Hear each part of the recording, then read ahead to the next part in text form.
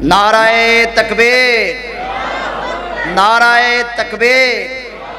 دیکھو دیکھو کون آیا، دیکھو دیکھو کون آیا۔ وقت تقاضا کرتا ہے کہ یوتھ فورس کے ساتھ چلو۔ وقت کیا تقاضا کرتا ہے؟ یوتھ فورس کے ساتھ چلو۔ جوانوں کا ساتھ دو، اونچی آواز سے بولو، وقت کیا تقاضا کرتا ہے؟ یوتھ فورس کے۔ دیکھو دیکھو کون آیا، یوتھ فورس کا شیر آیا۔ دیکھو دیکھو کون آیا، دیکھو دیکھو کون آیا، یوتھ فورس کا شیر آیا۔ دیکھو دیکھو کون آیا۔ مجھے بڑی خوشی ہے، بڑی خوشی ہے مجھے کہ اس بزم کی محفل کو دوبالا کرنے کے لیے، اس محفل کی خوبصورتی میں اضافہ کرنے کے لیے قائد ابن قائد تشریف لائے ہیں۔ اور میرے پیارے بھائی حضرت مولانا ارشد زاہد صاحب عزیز بٹی ٹاؤن کے ناظم تبلیغ ہیں، میں ان کو بھی مبارکباد پیش کرتا ہوں، جن کی محنتوں سے، جن کی کاوشوں سے اور کوششوں سے یہ خوبصورت بزم سجی ہوئی ہے۔ الحمدللہ میرے پاس، میں خادم جی عزیز بٹی ٹاؤن کا، اہل حدیث یوتھ فورس کا نائب ناظم تبلیغ ہوں، اور میرے لیے سب سے خوشی کی بات الرحمہ ویلفیئر ٹرسٹ کے صدر رانا نصر اللہ خان صاحب وہ بھی تشریف لائے ہیں، الحاج عبدالرؤف صاحب، قاری صدیق الحسن صاحب، اور جتنے بھی ہمارے مہمانان گرامی سارے تشریف لائے ہیں۔ اب انتظار کی گھڑیاں ختم ہو گئی، ذرا قریب قریب ہو جائیں۔ اب میں دعوت خطاب دینے لگا ہوں۔ جتنی بھی یوتھ فورس کی کابینہ تشریف لائی ہے، میں سب کو اہلاً و سہلاً مرحبا کہتا ہوں۔ اب میں دعوت خطاب دینا چاہ رہا ہوں۔ نوجوانوں کے دلوں کی دھڑکن، سالار یوتھ فورس حضرت مولانا علامہ قیم الہی ظہیر صاحب وہ مائک پہ تشریف لائیں اور اپنے خوبصورت انداز میں ہمیں واعظ فرمائیں۔ علامہ قیم الہی ظہیر صاحب حفظہ اللہ تعالی۔ نحمده ونصلي على رسوله الكريم بسم الله الرحمن الرحيم قال الله تبارك وتعالى في كلام المجيد والفرقان الحميد ورفعنا لك ذكرك وقال الله تبارك وتعالى أتل بعد ذلك ذنيم۔ حضرات دیوکار، بزرگوں، دوستوں اور بھائیوں، سچی بات یہ ہے کہ وجود ساتھ نہیں دے رہا، لیکن حاضری چونکہ وعدہ تھا وہ ضروری تھی، اور چند باتیں اپنے دل، اپنے درد دل کو آپ کے سامنے رکھ کر آپ سے اجازت چاہوں گا۔ ملک پاکستان میں بالعموم، بالخصوص، اور پوری دنیا کے اندر بالخصوص، بالعموم ہم یہ بات دیکھ رہے ہیں کہ چاروں اطراف سے کفر و اسلام کے اوپر حملہ آور ہے، اسلام کے نام کو مٹانا چاہتا ہے،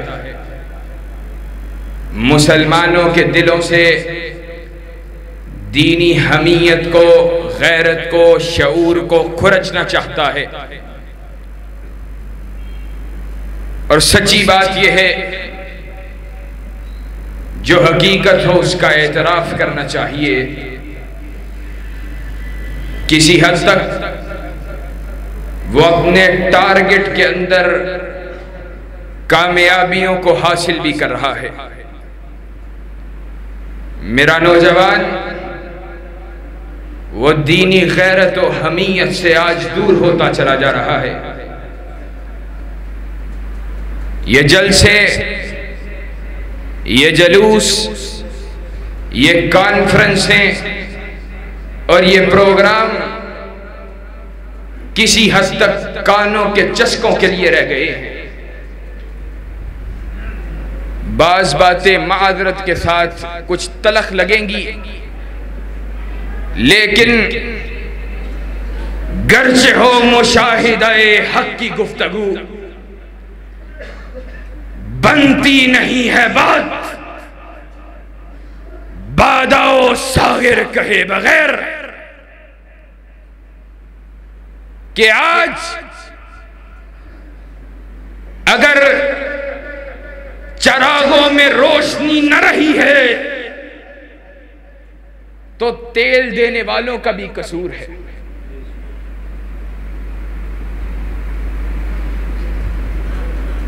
آج امت مسلمہ اس میں غیرت و حمیت رکھنے والے لوگ، ان کے دل چھلی ہے اور دلوں پہ کرب کی، تکلیف کی، آزمائش کی سی کیفیت ہے. کہیں پر ہمارے ہی ملک کے اندر جس کو اسلام کے نام پر حاصل کیا گیا تھا، میرے نبی کے صحابہ، ان کی گستاخیاں کی جاتی ہیں، ان کو گالیاں نکالی جاتی ہیں، ان پہ لعنت کی جاتی ہے، ان کی تکفیر کی جاتی ہے. اور کہیں پر کائنات کے امام جناب محمد الرسول اللہ صلی اللہ علیہ وسلم، ان کے ہاتھوں کو چھایا کیا جاتا ہے. اور صرف شائع نہیں کیا جاتا بلکہ فرانس کا صدر، فرانس کا وزیر اعظم، فرانس کی حکومت حکومتی سطح کے اوپر اس کی سرپرستی کرتی ہے. کہاں ہیں آج 58 ملکوں کے حکمران؟ کہاں پر ہیں؟ میں کسی اور ملک کی بات نہیں کرتا، صرف پاکستان کی کرتا ہوں. سال گزرتے رہے، دن بیتتے رہے، چہرے بدلتے رہے، لیکن تم ان لوگوں کو منتخب کرتے رہے جو رسول اللہ صلی اللہ علیہ وسلم کی عزت اور تقدس کی بھی حفاظت نہ کر سکنے والے. لیکن کیا کریں، تم نے عزیز جانا تو یا ملکی معیشت کی ترقی کو عزیز جانا، یا دھڑے بندیوں اور پارٹیوں سے وابستگی کو عزیز جانا.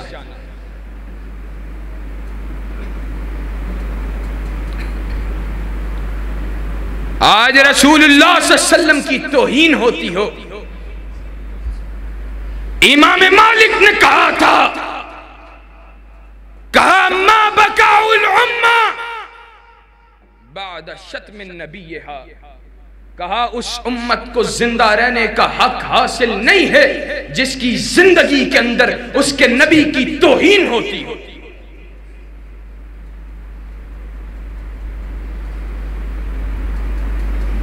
آج کمزور ترین اگر کسی شخص نے آواز اٹھائی، ترکی کے صدر نے صرف فرانس کے میکرون کے اوپر تنقید کی ہے اور کہا ہے اس کو اپنا علاج کروانا چاہیے، تو فرانس نے ترکی کے اندر سے اپنے سفیر کو واپس بلا لیا ہے. اس کے ہاں اس کی عزت تو اتنی قیمتی ہے، لیکن 1.5 ارب انسانوں کے رہنما، کائنات کے امام کی عزت و ناموس قیمتی نہیں ہے. آج سچی بات یہ ہے، ہمارے لیے مر جانے کا مقام ہے، اور ہماری دینداری، جلسے جلوس، وہ ویسٹ کوٹ پہن کے مولوی صاحب کا ممبر و محراب پہ چڑھ جانا، یہی ان کی بہت بڑی دینداری کی علامت ہے. کیا ہم نے قربانی پیش کی ہے؟ سچی بات ہے، رسول اللہ کے اس ممبر پہ کھڑے ہوتے ہمیں شرم آتی ہے کہ یہ ممبر احمد ابن حنبل کا ممبر ہے، یہ ممبر امام مالک کا ممبر ہے، اور یہ ممبر ابو بکر عمر کا ممبر ہے. اور اصلاً یہ ممبر کائنات کے امام جناب محمد الرسول اللہ کا ممبر ہے.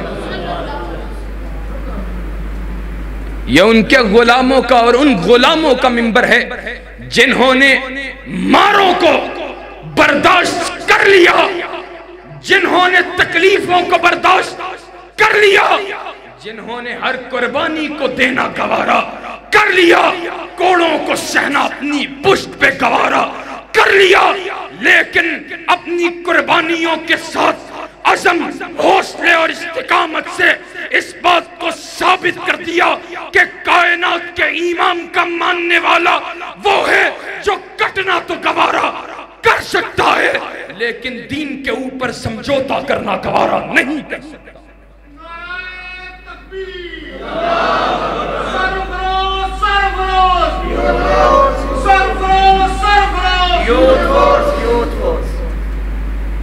آج ہم تو سچی بات یہ ہے ہمارے نوجوان تو آج پوری طرح ان جلسے جلوسوں کے اندر بھی نہیں آتے ہیں، کیونکہ یہ حاجی صاحب نے، یہ حضرت صاحب نے بیٹے کو ڈاکٹر تو بنانا چاہا، انجینئر تو بنانا چاہا، بڑا بزنس مین تو بنانا چاہا، یہ تو سوچا کہ یہ بزنس امپائر کو کھڑا کرے گا، لیکن دین کا نوکر و خادم رسول اللہ کا غلام اپنے بیٹے کو بنانا نہیں چاہا.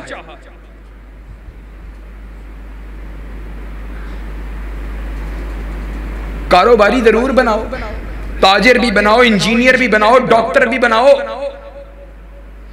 لیکن کعبہ کا رب گواہ ہے، بات کر رہا ہوں ذمہ داری سے کر رہا ہوں. ایک شخص انجینئر ہو یا ڈاکٹر ہو اور اس کے ساتھ ساتھ ارب پتی ہو، اور اللہ کا انعام کیا کہوں اب اس کو میں،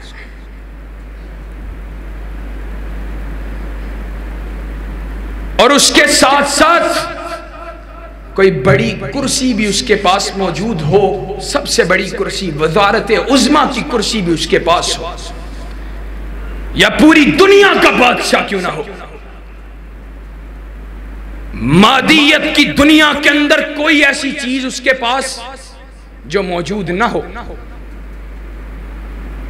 لیکن اگر وہ رسول اللہ کا غدار ہے، دین کا دشمن ہے، دین سے بے پرواہ ہے، دین کا خادم و نوکر نہیں ہے، تو اللہ کی قسم کسی علاقے کے اس موچی سے، جو موچی رسول اللہ کا محب بھی ہے، رسول اللہ کی محبت کا دم بننے والا بھی ہے، اس کے پاس مال بھی نہیں ہے، وزارت اور کرسی بھی نہیں ہے، اس کے پاس بینک بیلنس بھی نہیں ہے، اللہ کی قسم میرا یہ ماننا ہے اور میری پسند یہ ہے، میں اس وزیر اعظم کو یا پوری دنیا کے حکمران کو اس موچی کی جوتی کے تلوے کے برابر بھی نہیں سمجھتا. اور کاش ہم نے اپنے بچوں کو رسول اللہ کا غلام بھی بنایا ہو. اور آج افسوس ہوتا ہے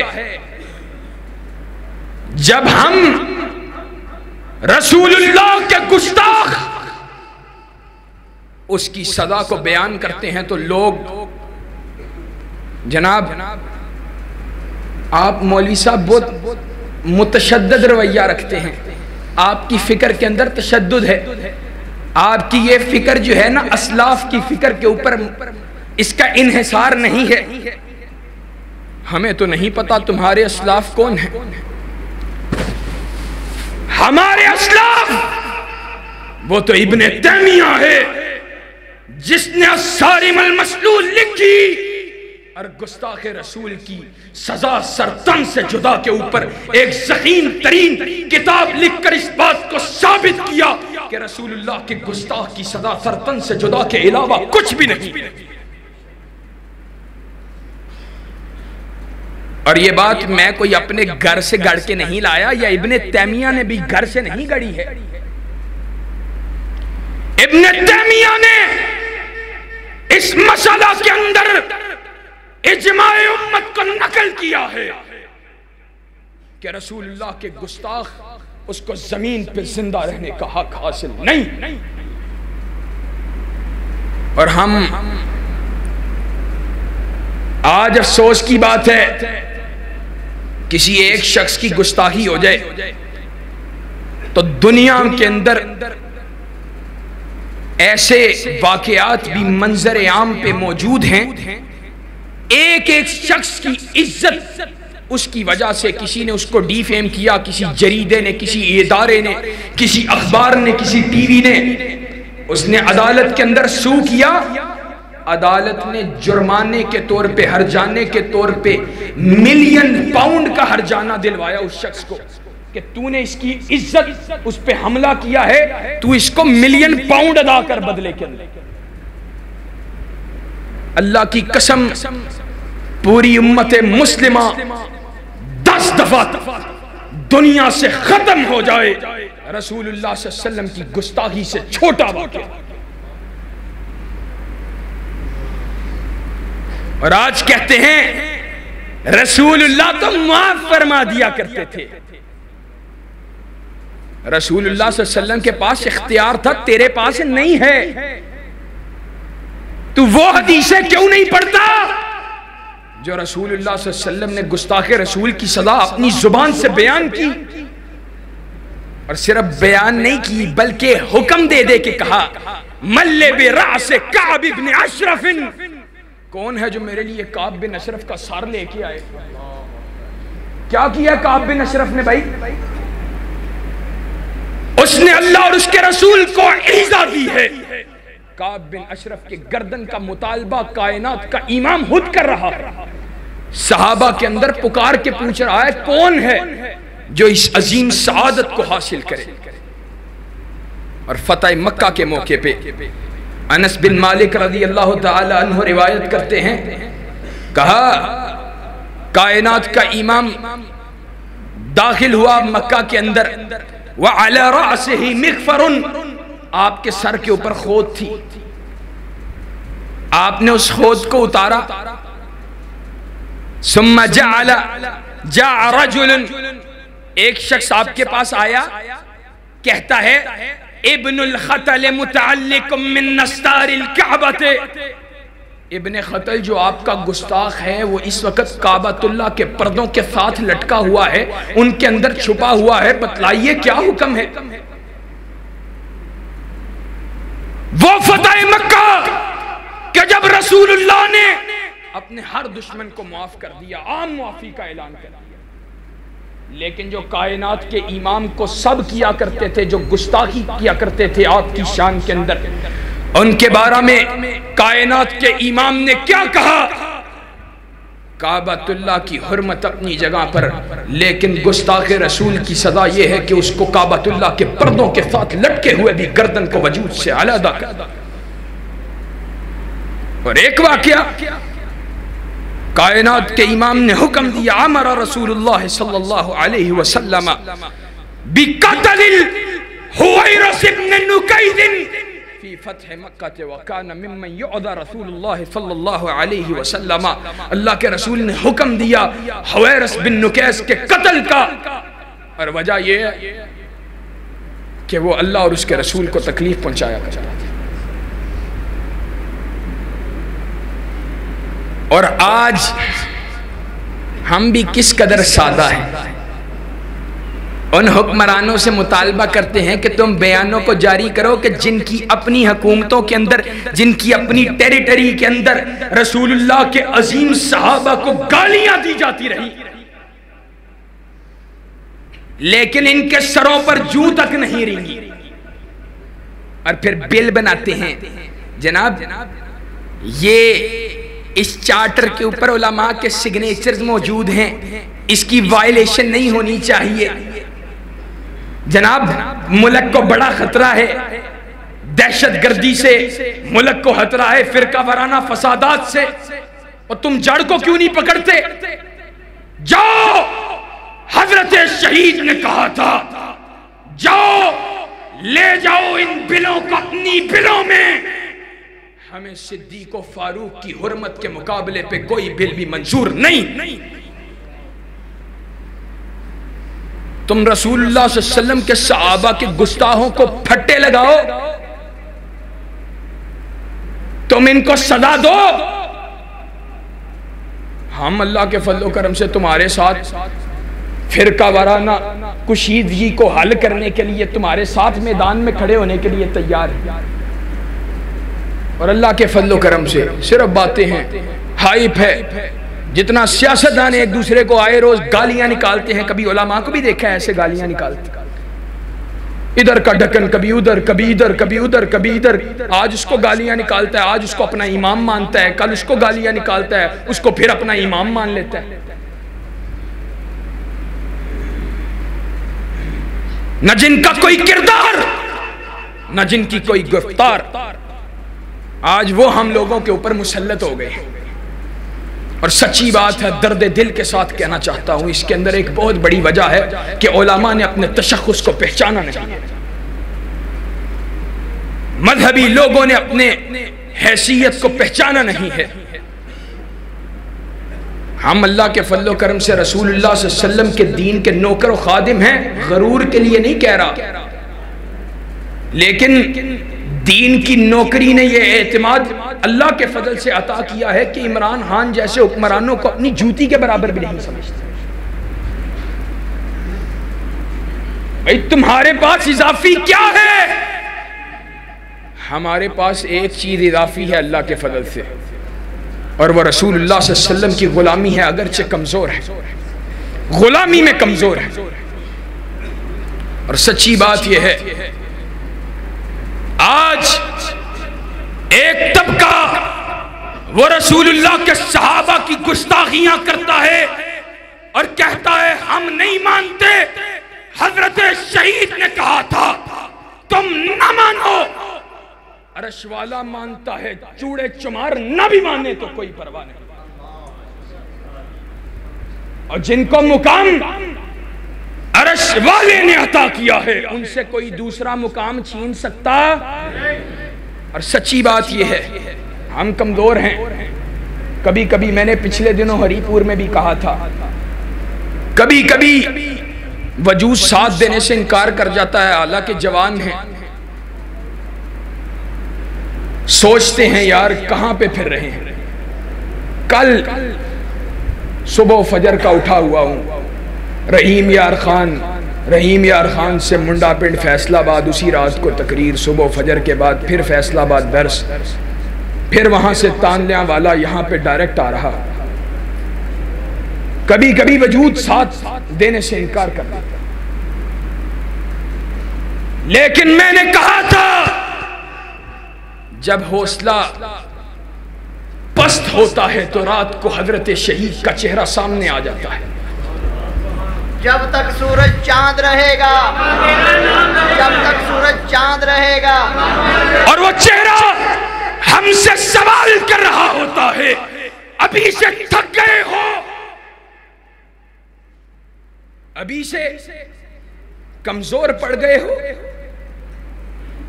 کیا فائدہ ہے تمہاری زندگی کا اگر رسول اللہ کے صحابہ کو گالیاں نکالی جاتی رہیں؟ تو پھر ہم یہ اعلان کرنے کے لیے آئے ہیں، انشاءاللہ جب تک اہل سنت کا، اہل حدیث کا ایک بیٹا بھی زندہ رہے گا، صحابہ کی عظمت کے نعرے لگاتا رہے گا اور دشمنان صحابہ کے سامنے بند کو باندھتا رہے گا۔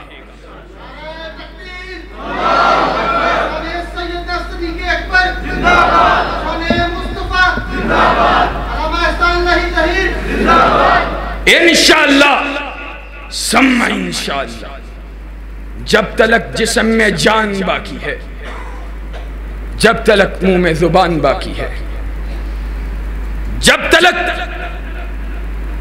یہ روح اور جسم کا تعلق باقی ہے، اور پھر یہ لوگ اہل ایمان، اگرچہ اہل ایمان سچی بات یہ ہے بڑے کمزور پڑ چکے ہیں، لیکن پھر بھی یہ ان اسلاف کے ماننے والے ہیں کہ سیدنا خالد بن ولید رضی اللہ تعالی عنہ نے مرتدوں سے جنگ کے وقت ان کو ایک رکا لکھ کے بھیجا تھا۔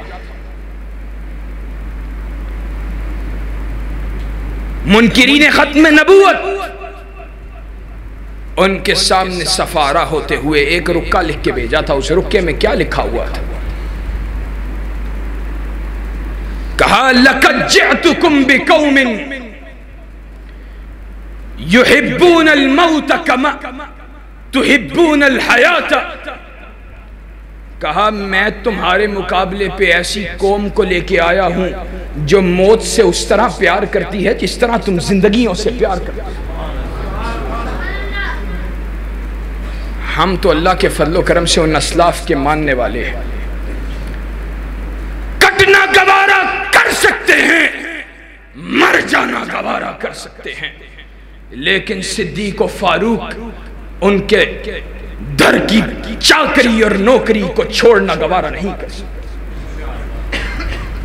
انشاءاللہ جب تک زندہ رہو گے صدیق کی صداقت کے ڈنکے بجاؤ گے، فاروق کی عدالت کے ترانے گاؤ گے، ذوالنورین کی صحاوت کا ترانہ پڑھو گے، حیدر کرار کی شجاعت کو بیان کرو گے، امیر معاویہ کی سیاست، امیر معاویہ کی عظمت کے ترانے پڑھو گے، انشاءاللہ جب تک زندہ رہیں گے رسول اللہ کے صحابہ ان کی عزت کی بھی پہرےداری کا فریضہ سر انجام دیتے رہیں گے، اور رسول اللہ صلی اللہ علیہ وسلم کی حرمت کے اوپر بھی جان کو قربان کرنے کا جذبہ اور اس کا اظہار کرتے رہیں گے۔ انشاءاللہ کرنے کے لیے تیار ہو؟ یوتھ فورس کا ساتھ دین کی بنیاد پہ خالصتاً اللہ رب العزت کی رضا کے حصول کے لیے، عہدوں کے لیے نہیں، منصب کے لیے نہیں، صرف اللہ رب العزت کی رضا کے لیے۔ جس کو منصب چاہیے ہو اور سمجھتا ہو بہت کام کر سکتا ہے، واللہ میرے لیے بوجھ ہے مجھ سے لے لے، لیکن اگر رسول اللہ صلی اللہ علیہ وسلم کے دین کی نوکری اس کے لیے اللہ رب العزت ہمیں قبول کر لے، اس سے بڑی سعادت کی کوئی بات نہیں۔ اللہ رب العزت ہمیں صحیح معنوں کے اندر دینی غیرت، دینی حمیت، رسول اللہ صلی اللہ علیہ وسلم سے محبت، نبی کے صحابہ کی عزت، تکریم، پیار، اس کو کرنے کی توفیق عطا فرمائے، اور ہمارے دلوں کو نبی کے صحابہ، نبی صلی اللہ علیہ وسلم کی ذات اللہ رب العزت کے لیے اور اہل ایمان کے لیے وا فرمائے۔ سبحان ربک رب العزت عما یصفون وسلام علی المرسلین والحمد للہ رب العالمین۔